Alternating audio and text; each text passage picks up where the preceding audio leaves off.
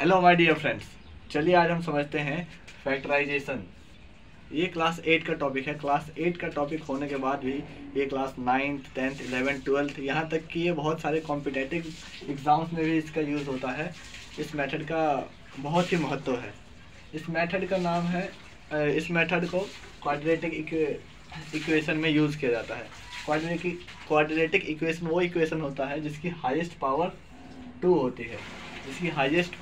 2 होती है। इसको फाइंड करने के दो मेथड्स होते हैं जिसमें से पहला मेथड होता है मिडिल टर्म स्प्लिटिंग। इसमें इस वाले मेथड में क्या करते हैं कि जो ये मिडिल टर्म है, इस मिडिल टर्म को स्प्लिट करके इस मिडिल टर्म को दो टर्म्स में डिवाइड कर देते हैं और इस इक्वेशन को सॉल्व करने का दूसरा मेथड है श्रीधराचार्य मेथड, या फिर इसको क्वाड्रेटिक फॉर्मूला भी बोलते हैं। आइए दोस्तों इसके स्टैंडर्ड फॉर्म को समझते हैं। स्टैंडर्ड फॉर्म क्या होता है? स्टैंडर्ड फॉर्म इसका होता है ax² plus bx plus c। इस वाले इक्वेशन में ax² पहला टर्म, x का जो कोएफिशिएंट है उसको a बोलते हैं। इसमें अगर हम देखें तो इसमें x का कोएफिशिएंट 1 है, तो इसमें अगर हम देखें a की वैल्यू तो 1 हो जाएगी। इसके बाद है bx जो दूसरा टर्म है, ये है bx, ax² bx और ये c मतलब कांस्टेंट टर्म। तो हम यहाँ पे देखते हैं bx, तो यहाँ पे अगर हम देखें b की वैल्यू तो यहाँ पे b की वैल्यू 11 है। अगर हम बात करें कांस्टेंट टर्म की तो कांस्टेंट टर्म का वैल्यू जो है 30 है। ठीक है दोस्तों, इसके आगे देखते हैं इसको सॉल्व कैसे करते हैं, इसको आगे देखते हैं। ये हो गया। ठीक है दोस्तों, अब देखते हैं इसको सॉल्व कैसे करते हैं। इसको सॉल्व करने के लिए सबसे पहले इसके कोएफिशिएंट को लास्ट वाले टर्म से मल्टीप्लाई करना होता है। तो इसको लास्ट यहाँ पे 1 है, यहाँ पे 30 है, इसको मल्टीप्लाई करेंगे तो 30 आएगा। अब 30 लिख देने के बाद हमको दो नंबर्स ऐसा सोचना, इसके कोएफिशिएंट को लास्ट टर्म से मल्टीप्लाई करेंगे तो 30 आएगा। ठीक है, अब हमको ऐसे मिडिल टर्म्स को ऐसे नंबर्स में डिवाइड करना है, ऐसे फैक्टर्स हमको फाइंड करने हैं जिसका सम 11 हो और जिसका प्रोडक्ट 30 हो। तो माय डियर फ्रेंड्स, आइए इसको देखते हैं कि ये हम कैसे फाइंड करेंगे। तो इसको फाइंड करने के लिए हम सिंपली इस 30 का एलसीएम लेते हैं। 30 का एलसीएम 2 से 15 बार में, 3 से 5 बार में, 5 से 1 बार में। अब हम इसके एलसीएम्स को देखेंगे। 2 3 जा 6, 6 इंटू 5 इक्वल टू 30।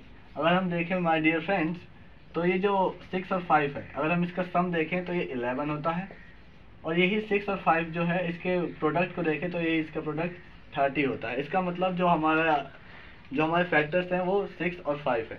तो इसके नेक्स्ट स्टेप देखिए आप, इसके आगे का स्टेप हमको पता चल चुका है कि अब जो फैक्टर्स है वो क्या है। तो अब इसका नेक्स्ट स्टेप, सबसे पहले हम पहला टर्म वैसे ही सेम एज इट इज लिख देंगे। इसके बाद हम लिख देंगे 5, बड़ा नंबर पहले लिखते हैं, कोई सा भी लिख दीजिए, कोई फर्क नहीं पड़ेगा, लेकिन बड़ा पहले।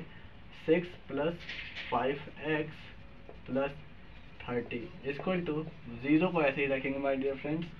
अब इसका नेक्स्ट स्टेप, x² प्लस ये 6 इससे जाके मल्टीप्लाई, ये 5 इससे जाके मल्टीप्लाई, तो 6x plus 5x plus 30 equal to 0।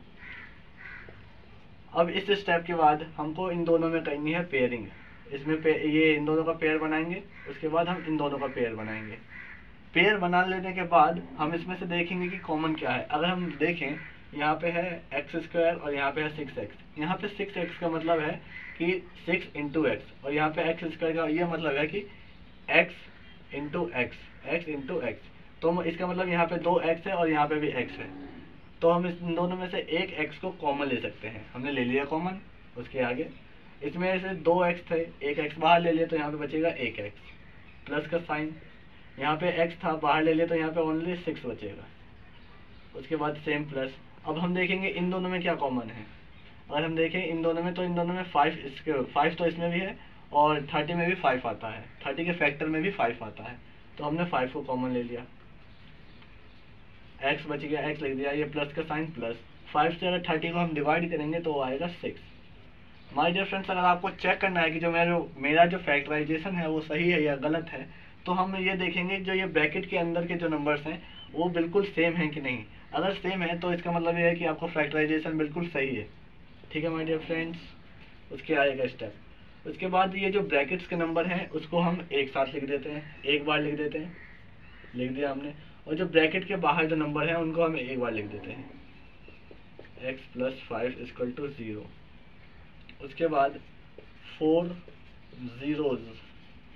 zeros का मतलब है द वैल्यू ऑफ x। तो हम इसको देखते हैं पहले वाले को, x + 6 = 0। तो हम यहाँ से देखें माय डियर फ्रेंड्स, तो यहाँ से पहले x की वैल्यू जो है -6 आ जाएगी। उसके बाद हम इस वाले को देखें, x + 5 = 0, तो यहाँ से x की वैल्यू -5 आ जाएगी। माय डियर फ्रेंड्स, इस क्वाड्रेटिक इक्वेशन का यही है आंसर। इसमें आपको एक स्टेप, ये वाला जो स्टेप है, ये मेरे जो सर थे आरवी सर, उन्होंने इसको एक स्टेप इसमें बढ़ाया है।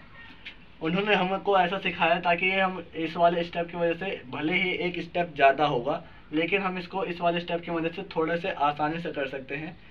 ठीक है माय डियर फ्रेंड्स, और इसका आंसर है ये।